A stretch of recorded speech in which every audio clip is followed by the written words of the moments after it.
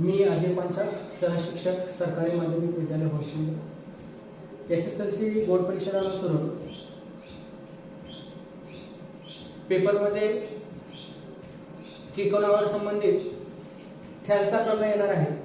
प्रमेय आहे त्रिकोणाच्या एका बाजूला समांतर असणारी रेषा इतर दोन बाजूंना छेदत असल्यास ती रेषा त्या बाजूला प्रमाणात विभागते. तर हे आपल्याला सिद्ध करायचे आहे. परीक्षेमध्ये हे दिलेलं असते प्रश्नामध्ये, याच्या खालचा भाग हे उत्तरामध्ये लिहायचा आहे. चला आता आपण प्रमेय सोडवूया. सुरुवातीला आकृती काढून घ्यायची आहे. आकृती काढते वेळेस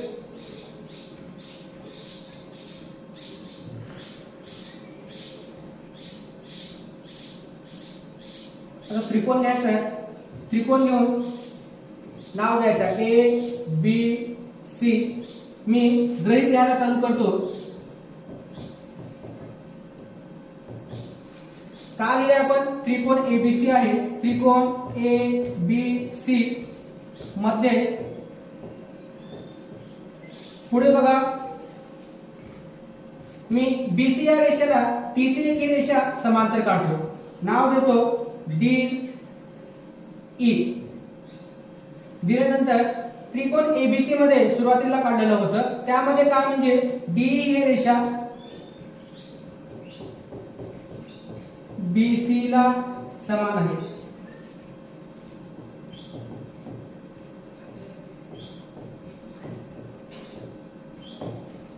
त्यानंतर याच्यामध्ये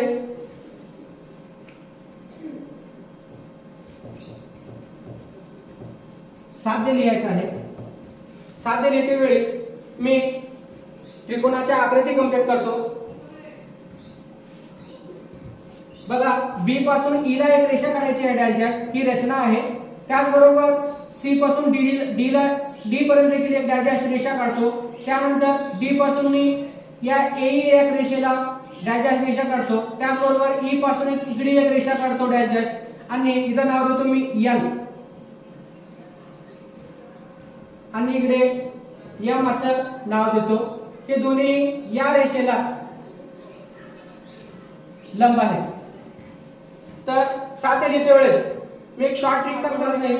तर A ते D ला आपण 1 नाव देऊ, आणखी D ते B ला 2, आणि A ते E ला 3, आणखी E ते C ला 4 असं नाव देऊ. तर आपल्याला काय करायचं म्हणलं तर मी इथं बाजूला लिहितो. साध्य लिहिते वेळी 1/2 बरोबर 3/4 असं लिहायचं आहे. म्हणजे एक आहे AD, खाली लिहितो 2 BD बरोबर, आणि 3/4 म्हणजे 3 आहे AE बाय CE. तर आपण साध्य लिहिलेला आहे. यानंतर येणार आहे रचना. रचना लिहिते वेळी NE इथं लिहितो मी NE. ही रेषा AB या रेषेला लंब आहे. इथं मी दाखवले बघा लंब म्हणून AB लिहितो. व DM ही रेषा AC या रेषेला लंब आहे. DM लंब AC.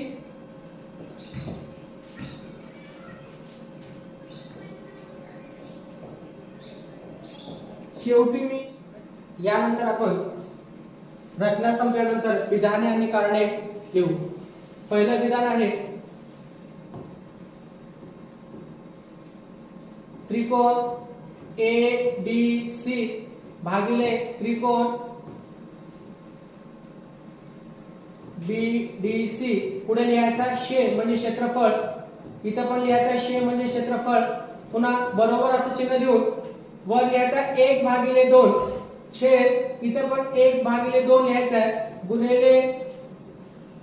गुणिले लिहायचा आहे. लक्षात ठेवायचं आहे साध्याचा जे पहिला भाग आहे तर AD बाय BD जसं तसं इथे लिहायचं आहे. AD बाय BD गुणिले त्यानंतर या ठिकाणी यांनी ही रेषा इथे लिहायचं आहे वर आणि खाली. तर इथं बघितलं तर हे दोन्ही कॅन्सल होत आहे, त्याचबरोबर एनी बाय एनी हे पण कॅन्सल होत आहे, उरतंय एडी बाय बीडी. पुन्हा मी लिहितो इथं त्रिकोण एडीसी बाय त्रिकोण बीडीसी बरोबर एडी बाय बीडी, याला देतो 1 नंबर. आणि हे जे लिहिलेलं आहे इथं हे त्रिकोणाचे क्षेत्रफळ आहे. त्रिकोण एडीसी चे क्षेत्रफळ 1/2 पाया गुणिले उंची सेम, म्हणून इथे लिहितो मी त्रिकोणाच्या क्षेत्रफळावरून. हे कारण आहे. त्यानंतर 2 नंबरला विधान आहे सेम ए त्रिकोण एडीसी बाय त्रिकोण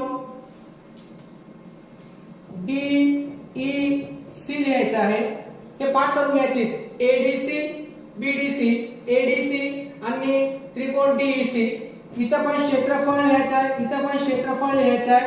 पुन्हा बरोबर असं लिहून एक रेष घेऊन वर लिहायचं आहे 1/2. इथं पण 1/2 गुणिले गुणिले. इथं साधेमध्ये हे भाग इथं लिहिलं होतं, तर आता साधेचं हे दुसरा भाग जशा तसं इथं लिहायचं आहे.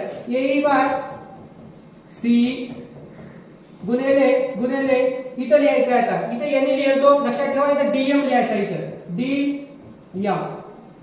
डीएम.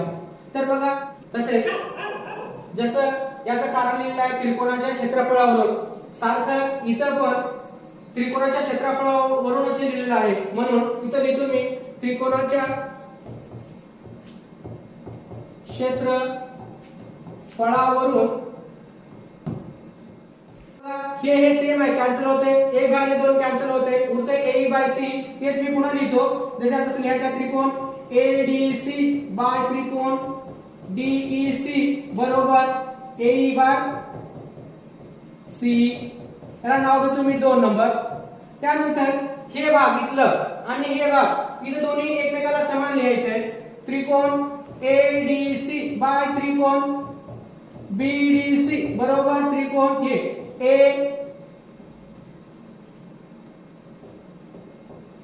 बाय त्रिकोण डीईसी लिहिल्यानंतर इथं पुढे लिहायचं आहे, पाठ करायचं आहे. बीडीसी समरूप डीईसी त्रिकोण बीडीसी समरूप त्रिकोण डीईसी लिहिल्यानंतर इथं लिहायचं आहे 1 व 2 वरून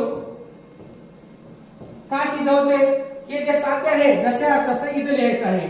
एडी बाय बीडी बरोबर ए बाय सी. पुन्हा लिहायचं असे सिद्ध होते. अशा प्रकारे आपण सिद्ध केलेलं आहे. धन्यवाद.